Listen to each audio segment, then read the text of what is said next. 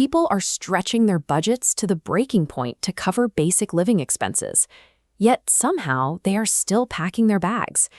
This chart shows the exact contradiction. 54% of Europeans plan to spend more on travel this year. Simultaneously, 87% are actively cutting costs to make trips happen. Consumers show massive search intent for flights, but downgrade accommodations and daily spending upon arrival. For anyone running a travel brand, looking at these mixed signals induces sheer panic. People want to buy, but they are terrified of the price tag. So you have to make a choice. Do you slash your prices to keep your booking volume high?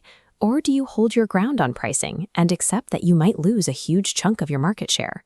If you build your 2024 projections around that optimistic spending more data and ignore the massive cost-cutting caveat underneath it, you will drain your cash reserves trying to sell premium packages to people who simply can't afford them.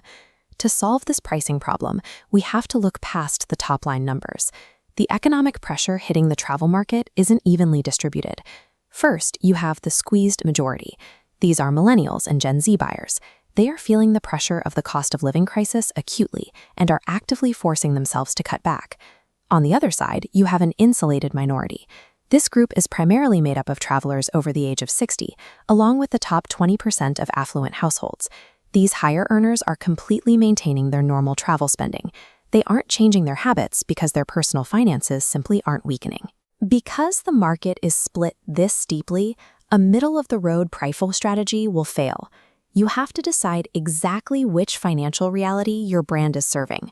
Let's look at this comparison matrix to map out the strategy. If your goal is to capture high volume from younger, budget-conscious buyers, your operational inputs have to change. You must integrate flexible payment options into your checkout. Spreading the cost over time with buy now, pay later technology is non-negotiable for a demographic worried about immediate cash flow.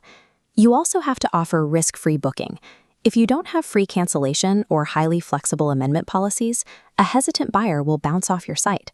By removing these immediate financial barriers, you secure high booking volumes from a demographic that otherwise wouldn't convert. But the trade-off is steep. Implementing delayed payment structures means your own business has to absorb massive cash flow delays. And those liberal cancellation policies leave you highly vulnerable to last-minute empty inventory if travelers get cold feet. Serving the squeezed market in 2024 means actively deciding to trade short-term cash flow security for long-term market share. Now, if your brand targets that older, wealthier demographic, you need to execute the exact opposite playbook. Do not discount your base rates. Instead, you need to rely entirely on value-added pricing. This means bundling in complimentary meals, offering free room upgrades, or securing exclusive access to local amenities. This approach justifies your higher price point without triggering the affluent buyer's suspicion that your brand experience has gotten cheap. You protect your margins. The operational trade-off here is that you need higher upfront capital to secure and provide those high-end added amenities before the guest even arrives. And by holding firm on premium pricing, you have to accept that you will completely alienate the volume-driven budget shopper. The private jet charter market is doing exactly this. They are holding strong on premium pricing because their specific customer base values exclusivity over a discount. Catering to the wealthy requires you to protect your profit margins by increasing perceived value. You have to opt out of the race to the bottom entirely. Regardless of which audience you are targeting, you still face a secondary challenge: building brand authority when your own production and marketing budgets are tight. The most effective, low-cost solution across the board is data-led digital PR. Look at the Overseas Cost of Living Index campaign. A brand compared the cost of everyday staples across European countries to show real value for money and pitched that data directly to the press. The results speak for themselves. The campaign secured 40 unique items of media coverage from top-tier outlets and achieved a massive 66% link-to-coverage rate. The trade-off with digital PR is time. It requires intensive data curation and relationship building with journalists, rather than just swiping a credit card for immediate ad placements. But replacing high-production visual campaigns with data-driven PR is the most reliable way to build international brand authority on a tight 2024 budget.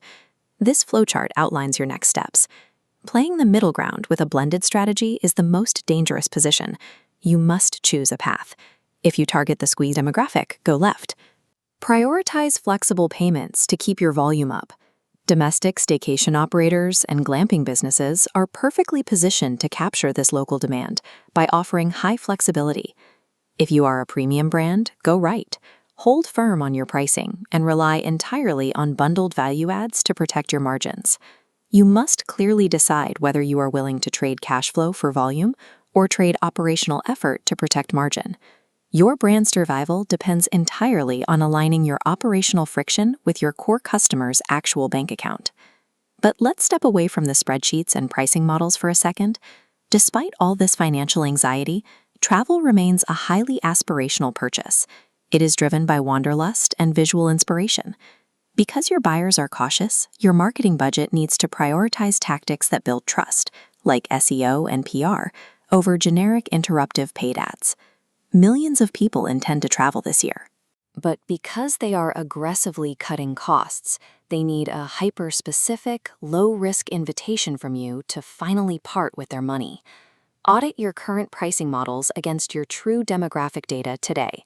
Pick a side and abandon the middle